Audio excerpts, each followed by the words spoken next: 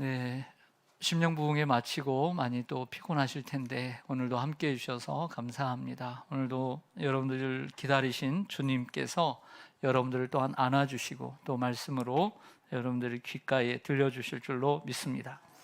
네, 오늘은 영적으로 건강한 성도라는 제목으로 말씀을 드리고자 합니다. 따라서 하겠습니다. 영적으로 건강한 성도. 여러분들 영적으로 건강하다고 생각하세요? 아니면 건강하지 못하다고 생각하세요?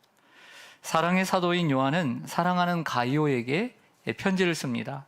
그게 세 번째 편지인 요한 3서입니다.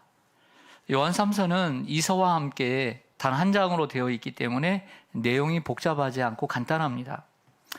영혼이 건강한 성도인 가이오와 또 영혼이 건강하지 못한 성도 디오드레베를 비교하면서 쓴 편지가 요한 3서입니다. 그러면서 오늘 11절 상반절을 한번 보실까요? 오늘 본문인 요한 3서 11절을 보면 사랑하는 자여 악한 것을 본받지 말고 선한 것을 본받으라고 말을 합니다. 악한 것을 본받지 말고 선한 것을 본받으라. 당연히 영혼이 건강한 성도인 가이오가 행한 것은 선한 것이죠. 선한 것이죠. 그러면 영혼이 건강하지 못한 성도인 디오드레베가 행한 것은 뭐가 될까요? 악한 것이 되죠. 다시요. 영혼이 건강한 가이오가 행한 것은 뭐가 되고 선한 것이 되고, 그리고 영혼이 건강하지 못한 디오드레베가 행한 것은 뭐가 된다? 악한 것이 되는 거예요. 이 두 가지를 두 사람을 얘기하면서 두 가지를 얘기하고 있는 것이 요한 3서입니다. 그런데 더 중요한 것은 11절 하반절의 말씀입니다. 11절 하반절을 보실까요? 근데 그 선을 행하는 자는 누구에게 속하고 하나님께 속하고 악을 행하는 자는 하나님을 배웁지 못하였느니라. 이렇게 얘기를 합니다. 여러분, 선과 악이 이만큼 중요합니다. 선을 행하는 자는 하나님께 속한 것이에요. 그러면 악한 것을 행한 것은 하나님께 속하지 않은 것을 하나님을 배우지 못한다라고 표현을 하는 것이죠. 자, 이 말씀만 보더라도 여러분, 우리가 선과 악을 구별하는 것이 얼마나 중요한다는 것, 이걸 깨달아야 합니다. 선과 악을 구별하는 게 중요하고 또 그 중에서 선을 선택하며 또 선을 행하는 것이 얼마나 중요한가, 성경은 그것을 말하고 있다는 거죠. 여러분, 선과 악은 언제부터 존재했을까요? 네? 그렇죠. 에덴 동산에서부터 존재했습니다. 선과 악을 알게 하는 나무가 있었잖아요. 선악과. 그래서 사람들은 성선설이다, 성악설이다 이런 얘기들을 하지만 그걸 떠나서 사람이 이 세상에서 존재하는 모든 처음과 끝까지 이 세상에는 무엇과 무엇이 존재한다. 선과 악이 존재한다. 거기서 선을 선택하며 사는 사람은 복 있는 사람이고 하나님께 속한 사람이고, 거기서 악을 선택하며 사는 사람들은 하나님을 배우지 못한 사람이 되는 거예요. 여기서 말하는 선과 악은 당연히 세상에서 말하는 선과 악이 아니라 성경이 하나님이 말씀하시는 선과 악을 얘기하는 것입니다. 그래서 우리는 선과 악이 이 세상에 존재하는데 그 악을 선택한 사람이 누구예요? 아담이에요. 그 결과는 하나님의 진노였습니다. 하나님에 속한 사람이 악을 선택함으로 악한 사람이 되었던 거죠. 하나님을 떠난 사람이 되었습니다. 하나님을 두려워하고 하나님을 보지 못하는 사람이 되었던 거죠. 그래서 우리는 알아야 됩니다. 우리는 선에 속할 수도 있고 악에 속할 수도 있다는 것이죠. 언제나 선이 아니고 언제나 악이 아니고 선하다가도 악할 수 있다는 것을 우리가 명심해야 합니다. 그럼 우리가 선과 악이 있는 세상 가운데 선과 악을 하나님의 말씀이라고 하는 스펙트럼으로 우리는 분명히 분별하고 또 그것을 선택하는 것이 얼마나 중요하다는 것을 알아야 합니다. 그래서 선과 악에 대한 말씀이 성경에 있어요. 화면을 좀 보실까요? 로마서 16장 19절에 보면 사도 바울이 로마서를 마치면서 너희가 선한데 지혜롭고 악한데 미련하기를 원하노라 라고 하면서 끝을 맺고 있어요. 선한 데는 지혜롭고, 즉 선에 가까워라 라고 하는 거죠. 선한 것을 가까이 하고 악한 것을 멀리 하라, 이렇게 표현하고 있는 거죠. 로마서 12장 21절에도 보면 이런 말씀을 하고 있습니다. 악에게 지지 말고 선으로 악을 이기라. 악에게 지지 말고. 이 세상에 악이 많아요, 안 많아요? 많아요. 커요, 안 커요? 세요, 안 세요? 많아요, 안 많아요? 많죠. 그러나 그 악에게 지지 말고 선으로 악을 이기라. 성경이 얼마나 말을 많이 하고 있는지 몰라요. 내가 악을 선택하면 결국에는 그 악이 선을 이기게 되는 것입니다. 잘못되는 거죠. 선이 악을 이겨야 되는데 내가 악을 선택하는데 악이 선을 이겨버리는 거죠. 그러므로 우리는 선을 선택하고 그 선으로 악을 이겨야 할 줄로 믿습니다. 그런데 안타까운 것은 여러분, 우리가 살고 있는 이 세상, 우리가 살고 있는 이 시대의 세상을 보면 악이 승리하는 것처럼 보여요. 그 이유는 간단해요. 악이 대세이기 때문에 그렇습니다. 악이 대세이기 때문에 그렇습니다. 사람들은 생각하기를 이렇게 생각합니다. 숫자가 많으면 선이에요. 지지하는 사람이 많으면 선이에요. 목소리가 크면 선이에요. 이기니까. 분명히 악인데도 목소리가 크니까 그게 선이 되는 거예요. 그러나 목소리가 크다고 선은 아니잖아요. 돈이 많으면 그게 선이에요. 그래서 돈이 많으면 죄가 없어요. 돈이 없으면 없는 죄도 죄가 돼요. 악이 승리하는 세상입니다. 권력이 세면 그게 선으로 보입니다. 그래서 악과 선을 구별하기가 어려워요. 우리가 이 세상을 살아가는. 우리가 뉴스를 보면서도 고민하는 게 그거잖아요. 신문을 보면서도 고민하는 게 그거잖아요. 뭐가 선이지? 뭐가 선일까? 뭐가 악일까? 여러분, 성경은 숫자가 많다고, 목소리가 크다고, 권력이 세다고 선이라고 말하지 않아요. 민수기 14장에 보면 가나안 이스라엘 백성들이 애굽에서 나온 후에 1년도 채 되지 않아서 가나안 땅의 길목에 들어섭니다. 가데스 바네아라고 하는 곳에서 그냥 들어가면 되는데 한번 사람을 보내자 그래서 각 지파에서 젊은이들을 한 명씩 뽑아서 12명을 파견을 시킵니다. 정탐꾼이라고 하죠. 그들의 반대 입장에서 스파이죠. 스파이. 간첩이죠. 간첩을 보내요. 그래서 40일 동안 정탐하고 왔습니다. 이제 보고합니다. 얼마나 긴장했겠어요. 초조하고 기대하고. 근데 10명이 그 땅을 악이라고 얘기해요. 악! 그 땅은 우리를 삼키는 땅이고 그 사람들은 우리보다 커서 우리보다 강해서 우리를 삼키는 땅이다. 10명이요. 그런데 2명이 얘기합니다. 그 땅은 심히 아름다운 땅이라. 하나님이 우리를 기뻐하시면 우리를 그 땅으로 들이실 것이다. 참으로 젖과 꿀이 흐르는 땅이라. 똑같은 것을 봤음에도 불구하고 다르게 얘기해요. 뭐가 선이 되었습니까? 다수가 선이 되었어요. 다수가 선이 되어버렸어요. 악이 선이 되었어요. 악이 선이 됐다니까요. 세상은 이런 거예요. 세상 지금도 사람들이 선이라고 말하는 부분도 많이 악이 있어요. 인정하면 아멘. 그렇지 않아요? 여러분 어떻게 생각하세요? 사람들이 많다고, 목소리가 크다고, 권력이 세다고 선인가요? 그렇지 않죠. 그러면 김정은이 선이게요? 힘이 세니까? 아무도 꼼짝 못하니까? 악이죠. 사랑하는 성도 여러분, 사람들은 이 상황 가운데 무엇이 선이고 악인지 구분하지 못하고 악을 선으로 믿다가 악을 선으로 믿고 따르다가 광야에서 다 죽었어요. 우리도 조심해야 됩니다. 우리가 이 세상에 살면서 악을 선으로 착각하고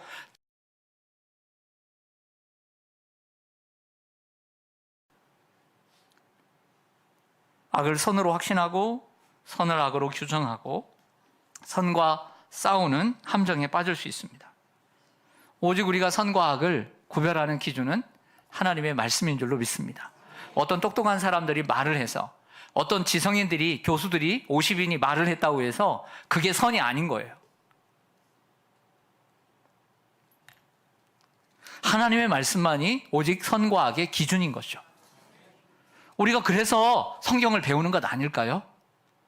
우리가 많은 사람들이 이야기를 따라가려고 성경을 배우는 게 아니라 성경의 기준, 성경이 뭐라고 말하는가를 받기 위해서 성경을 배우는 거죠. 요한 3서 본문으로 다시 돌아오겠습니다. 한마디로 사도 요한은 가이오를 칭찬합니다. 영혼이 건강한 사람. 반대로 디오드레베를 책망합니다. 아주 신랄하게. 먼저 가이오를 생각해 보겠습니다. 가이오는 한마디로 영적으로 건강한 사람이었습니다. 1절과 2절을 보시죠. 장로인 나는, 사도 요한이 스스로를 장로라고 얘기합니다. 장로인 나는 사랑하는 가이오, 곧 내가 참으로 사랑하는 자에게 편지하노라. 얼마나 사랑했으면 사랑하고 또 참으로 사랑한대요. 사랑하는 자여, 또 얘기합니다. 내 영혼이 잘된 같이 내가 범사에 잘되고 강건하기를 내가 간구하노라. 아멘. 이 말씀은 요한 3서 2절은 뭐 한 장이니까 장을 넣지 않아요. 요한 3서 2절. 내 영혼이 잘된 같이 내가 범사에 잘되고 내가 강건하기를 원하노라, 간구하노라, 기도하노라. 이것은 여의도 순복음교회에서 오래전부터 삼중 축복과 오중 복음, 오중 복음과 삼중 축복을 강조를 하면서 조영기 목사님이 그 오중 복음은 따로 있고 그 삼중 축복이 이 말씀이에요. 내 영혼이 잘된 같이 내가 범사에 잘되고 강건하기를 원하노라. 그래서 한국에 얼마나 많은 성도들이 이 말씀을 좋아해요. 나쁜 말씀이 아니에요. 그런데 이 말씀의 진정한 의미를 현대인의 성경이 가르쳐줘요. 이런 의미라고 봅니다. 현대인의 성경을 보면 사랑하는 자여, 그대의 영혼이 건강한 것처럼 그대의 모든 일이 잘 되고 몸도 건강하기를 기도합니다. 할렐루야.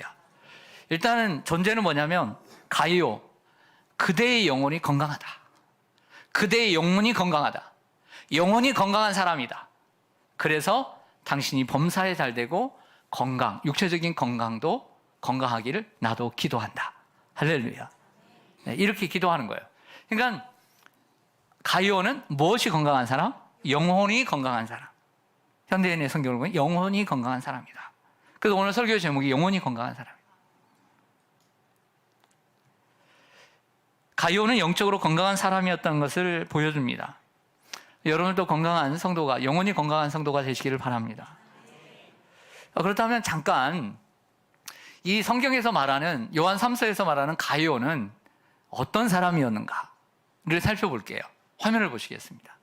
몇 구절 안 되니까 가이오를 추적해 보겠습니다.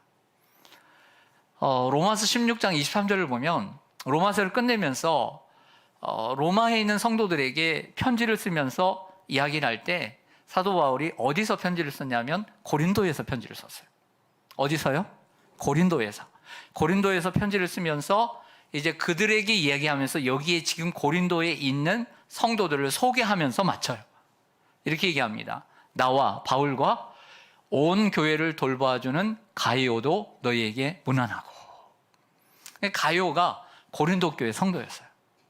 근데 고린도 교회 성도인데 어떤 사람이었냐면 사도 바울을 보살펴주고 그리고 고린도 교회와 온 교회를 돌보아주는 그런 사람이었다. 이렇게 소개를 해요. 또 고린도전서 1장 14절을 보면 고린도 교회 첫 번째 편지를 하면서 고린도 교회 성도인 한 사람을 이야기합니다. 나는 그리스보와 가이오 외에는 너희 중 아무에게도 내가 세례를 베풀지 아니한 것을 감사하노니. 그러니까 사도 바울이 고린도 교회 성도들에게 다 세례를 베푼 것이 아니라 그리스보와 가이오에게만 세례를 베풀었다 하는 것이죠. 자, 여기까지 보면 가이오는 사도 바울과 그리고 고린도 교회를 잘 보살펴주는 참 교회의 기둥과 같은 일꾼이다. 봉사와 헌신이 대단한 사람이었다. 또 하나는 사도 바울이 고린도 교회에 딱 2사람 세례를 줬는데 그 2사람 중에 한 사람이었다는 거죠.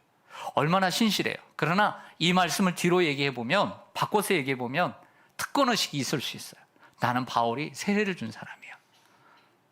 나는 너희들과 달라. 이런 특권의식을 가질 수 있는 사람이죠.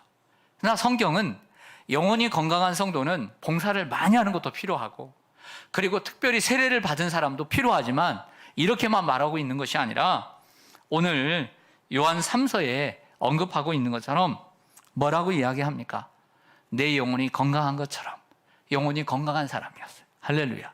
내 영혼이 건강한 것처럼 내가 범사에 잘 되고 모든 일이 잘 되고, 범사는 모든 일이냐, 모든 일이 잘 되고 너의 건강이, 육체가 건강하기를 원한다 라고 기도하고 있는 거죠. 사랑하는 성도 여러분, 여러분들 육체적으로 건강한 사람이 되고 싶어요? 안 되고 싶어요? 되고 싶죠. 그 건강 누가 지켜줘요? 안 지켜줘요? 안 지켜줘요. 그래서 저도요, 오늘 5시에 퇴근해서요, 밥 먹고요, 23도로 떨어졌을 때, 해가 졌을 때 50분 걸어갔다 왔어요. 누가 지켜줘요, 안 지켜줘요? 여러분들이 저 건강 지켜줘요, 안 지켜줘요? 안 지켜줘요. 여러분 건강 누가 지켜줘요, 안 지켜줘요? 건강에 얼마나 신경 쓰는지 몰라요. 그래도 약도 잘 챙겨 먹을까요, 안 먹을까요? 네? 운동 할까요, 안 할까요? 하죠. 먹기만 하고 자기만 하면 큰일 날까 봐. 여러분, 육체에도 이렇게 건강을 쓴다면 우리의 영혼은 얼마나 신경을 써야 되겠어요? 우리 영혼에 대한 건강에 대해서 여러분들 얼마나, 여러분들 육체적인 건강을 돌아보는 것처럼 돌아보시기를 바랍니다. 예, 뭐가 더 중요한지. 바울은 이렇게까지 얘기해요. 너희 육체의 건강보다 너희 영혼의 건강이 더 중요하다. 육체의 연습은 약간의 유익이 있으나 경건은 범사에 유익하니 금생과 내생에 약속이 있느니라. 그렇게까지 얘기해요. 내가 겉사람은 후패하나 속사람은 날로 새로워지도다. 더 중요한 것은 영혼의 건강이다. 사람들이요, 육체의 건강을 챙기는 것처럼 영혼의 건강을 챙기면요, 영혼이 안 좋아지는 사람이 없다고 저는 생각해요. 여러분, 우리가 영적으로 건강한 사람이 되려는 그런 어떤 소원이 있어야 될 줄로 믿습니다. 그리고 이를 위해서 부단한 노력을 해야 될 줄로 믿습니다. 사도 요한은요, 가요에게 편지를 쓰면서 한 사람을 더 언급해요. 후반절에서. 그는 디오드레베인데요, 디오드레베는 한마디로 영적으로 건강하지 못한 사람, 그러니까 다시 얘기하면 영적으로 병든 사람이었다, 이렇게 지적해요. 그런데요, 저를 보세요. 영적으로 건강한 사람과, 육체적으로 건강한 사람과 육체적으로 건강하지 못한 사람은 눈으로 봐도 구분이 될까요, 안 될까요? 되죠. 걸음걸이만 봐도 돼야 안 돼요? 되죠. 얼굴 색감만, 피부색만 봐도 돼야 안 돼요? 입술 색감을 봐도. 병원에 가서 의사들이 혀를 내밀으래요. 혀 색깔만 봐도 알아요, 몰라요? 알죠. 그런데 영적으로 건강한 사람과 건강하지 못한 사람은 구분이 잘 될까요, 안 될까요? 자, 여러분들 옆에 아주 귀한 분들이 있습니다. 얼굴 한번 보십시오. 그리고 인사 한번 해주시죠. 반갑습니다. 사랑합니다. 딱 보세요. 딱 보면 점쟁이처럼, 이분 참 영혼이 건강한 사람이다. 보입니까, 안 보입니까? 안 보이죠? 예. 그러니까 우리가 알 수 있다, 없다? 몰라요. 모르는 거예요. 육체적으로는요, 병든 사람과 건강한 사람이 보여요. 딱 보면 알아요. 의사가 아니더라도 알아요. 그러나 영적으로는 모르는 거예요. 주님만이 아세요. 주님만이 아시는 거예요. 그러면 영적으로 성경에, 그러면 목사님 어떻게 알아요? 영적으로 건강한 사람과 건강하지 못한 사람의 특징을 사도 바울은 얘기를 해주고 있다는 거죠. 영적으로 건강한 사람은요, 3절과 4절입니다. 가이오를 보면 알죠. 형제들아, 와서 내게 있는 진리를 증언하되 내가 진리 안에서 행한다 하니 내가 심히 뭐한다? 기뻐하노라. 내가 내 자녀들이 진리 안에서 행한다 함을 듣는 것보다 더 기쁜 일이 없도다. 반복하고 있어요. 진리를 행한다 하니 내가 심히 기뻐하도다. 가장 기쁘다. 내가 내 자녀들이 진리 안에서 행한다 함을 듣는 것보다 더 기쁜 일이 없다. 더 기쁜 일이 없다는 말은 다른 말로 얘기하면 가장 기쁘다. 건강한 믿음을 가진 성도의 특징을 오늘 본문에서는 뭐라고 얘기하냐면 진리 안에서 행한다. 진리 안에서 행한다. 또 하나는 진리 안에서 행한다는 그 영향, 결과로서 무엇이냐? 다른 사람의 마음을 행복하게 해준다. 왜냐하면 사도 바울의 마음을 기쁘게 해준 거예요. 영적인 사람을 기쁘게 해준다. 다른 사람의 마음을 기쁘게 해주고 행복하게 해준 거예요. 여러분들의 자녀들이 뭐 할 때, 저기서 공부할 때 1등 할 때 가장 기뻐하십니까? 아니면 좋은 직장에 들어가서 좋은 연봉을 받을 때 가장 기뻐하십니까? 정말 우리가 기뻐할 때는 성도라면 진리 안에서 행하는 걸 기뻐하는 거죠. 나는 내 소원이 뭐냐면 네가 믿음 안에서 살고 진리 안에서 행한다. 그때가 내가 가장 기쁘다. 사도 바울이 이렇게 말하는 거죠. 그리고 11절에서 진리 안에서 행하는 것을 결과적으로 얘기하면 진리 안에서 행하는 것을 내가 그것을 뭐라고 얘기하냐면 선한 것이라고 얘기를 하는 거예요. 선한 것이다, 바울이. 그리고 그 선한 것은 하나님께 속한 것이다, 이렇게 말하는 거죠. 그럼 반대로 디오드레베의 특징을 보겠습니다. 9절과 10절로 가보겠습니다. 9절과 10절. 내가 두어 자를 교회에 썼으나 그들 중에 으뜸되기를 좋아하는 디오드레베가 우리를 맞아들이지 아니하고, 그러므로 내가 가면 그 행한 일을 잊지 아니하리라. 그가 악한 말로 우리를 비방하고도 오히려 부족하여 형제들을 맞아들이지도 아니하고 맞아들이고자 하는 자를 금하여 교회에서 내쫓는도다. 아멘. 몇 가지 디오드레베의 특징을 보면, 오늘 말씀에서 보면 첫 번째는요, 으뜸되기를 좋아한다. 으뜸되기를 좋아한다 하는 거예요. 네. 그런데 으뜸되기를 좋아한다는 것은 어떤 심리가 있다는 거죠?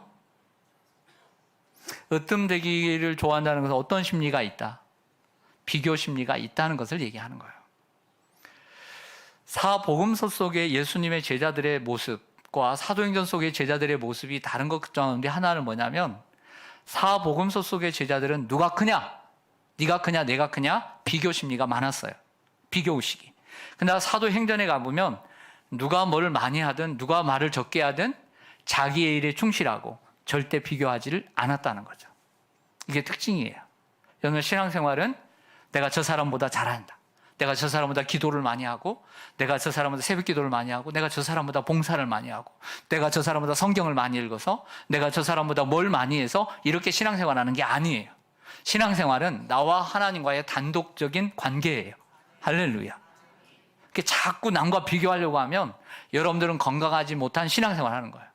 여러분들 건강을 하면서, 내가 운동을 하면서 난 저 사람보다 건강해, 난 저 사람보다 건강해, 이런 심보로 운동을 하면 안 돼요. 내 건강을 지키기 위해서 운동해야지. 저 사람도 운동했으면 좋겠다, 이런 마음을 가져야죠. 할렐루야.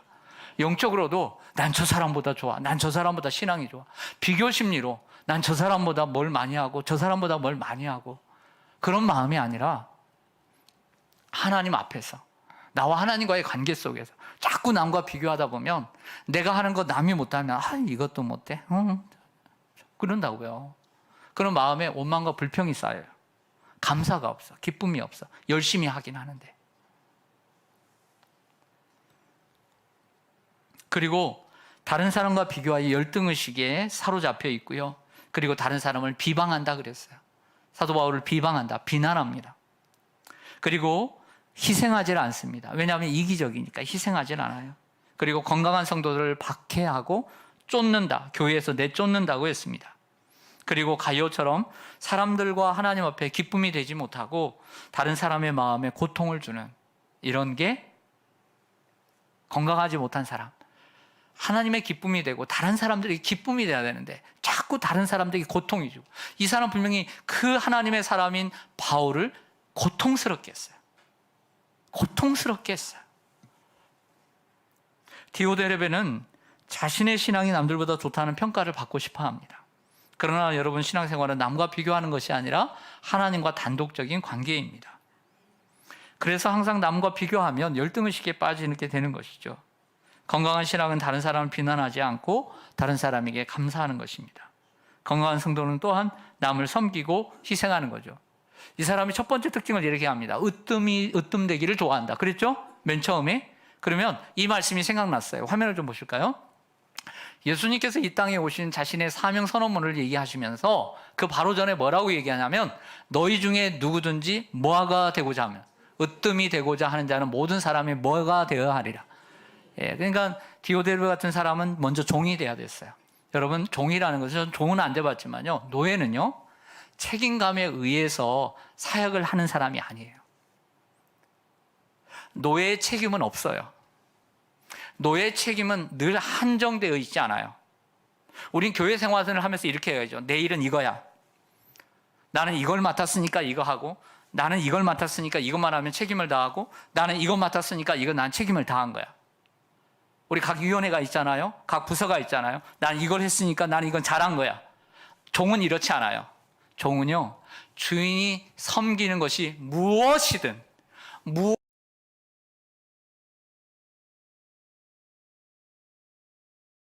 포커스가 있는 게 아니에요. 그것은 월급쟁이죠. 월급쟁이는 책임에 초점이 있다면 종은요, 책임에 초점이 있지 않아요. 순종에 초점이 있는 거죠. 책임이 어디 있어요? 왕이, 임금이, 아니 주인이 시키면 무엇이든지 하는 게 그런 거죠.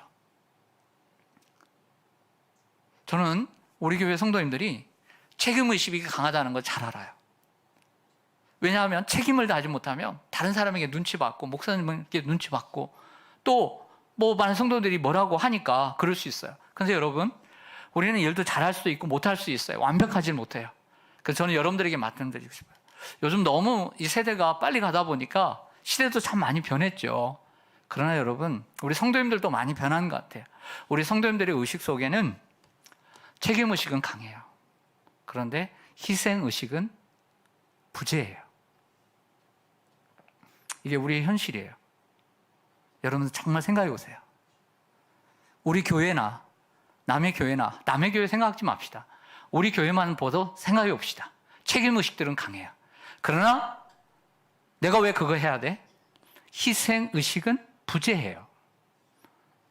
이게 우리 교회에 소아시아 7교회에 주신 말씀이 있다면 우리 교회에 주신 말씀이라고 저는 생각이 들어요. 요즘 기도하면서. 책임은 다하는데 희생이 없어요. 맡은 일만 하려고 그러고.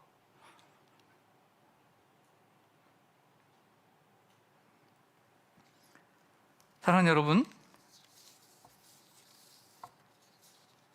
누구는 가이오이고 누구는 디오드레베가 되는 것이 아니라 우리가 영적인 건강을 유지하면 가이오고요, 영적인 건강을 유지하지 못하면 디오드레베인 거예요. 그러기에 우리 모두는 하나님의 도우심이 절대적으로 필요한 사람인 줄로 믿습니다. 마지막으로 누가복음 9장 23절 말씀을 보겠습니다. 같이 한번 읽겠습니다. 시작. 또 무리에게 이르시되 아무든지 나를 따라오려거든 자기를 부인하고 날마다 제 십자가를 지고 나를 따를 것이니라. 아멘. 예수님의 말씀 너무나 잘 알죠? 누구든지 나를 따르거든 자기를 부인하고 자기 십자가를 지는데 이 노란색 글씨 뭐라고요? 날마다, 날마다. 날마다라는 말은 우리들에게 언제나 영적인 긴장감을 주는 단어 아닐까요? 영적으로 긴장하게 되죠. 과거에만 그런 것이 아니라 지금도 계속해서. 제가 이제 운전면허를 딴 지가 좀 20년 좀 된 것 같아요. 여러분들, 운전을 잘 못하는 사람들의 소원은 운전을 하는 것이죠. 그렇죠? 네, 운전하는 것입니다. 노력을 해서 운전면허를 따고 이제 운전을 배우게 되었습니다. 이제 혼자 운전을 할 수 있게 되었습니다. 근데 운전을 한다고 해서 끝난 것일까요? 끝난 것이 아닙니다. 저도 매일 운전하지만 매일 운전하면서 날마다 조심 운전을 해야 하는 것입니다. 할렐루야. 그래서 옛날에 보면 버스 앞에 오늘도 무사히 라는 글귀가 버스 차량에 써 있던 것을 봅니다. 생각합니다. 아무리 운전을 잘하는 사람이라도 운전을 함에 있어서 남들보다 잘한다고 우쭐거리고 음주운전을 할 수 없는 거예요. 한순간도 졸 수 없는 거예요. 나는 운전 몇십 년 했으니까 난 눈 감고 운전할게. 그럴 수 없는 거예요. 신앙생활이란 이와 같이 영적으로 깨어있고 그리고 예수님의 모습, 바울의 모습 닮아서 겸손하게 그리고 성령님을 의지하면서 할 때 영적인 건강을 유지할 수 있는 줄로 믿습니다. 섰다고 생각하면 넘어질까? 조심하라. 이게 신앙생활인 줄로 믿습니다. 악한 것을 본받지 말고 선한 것을 본받으라고 바울은 말합니다. 항상 진리 안에서 행하고 하나님을 기쁘시게 하며 사람들에게도 고통을 주는 것이 아니라 사람들에게도 행복을 주는 여러분 되시기를 주님의 이름으로 간절히 축원합니다. 아멘. 기도하겠습니다.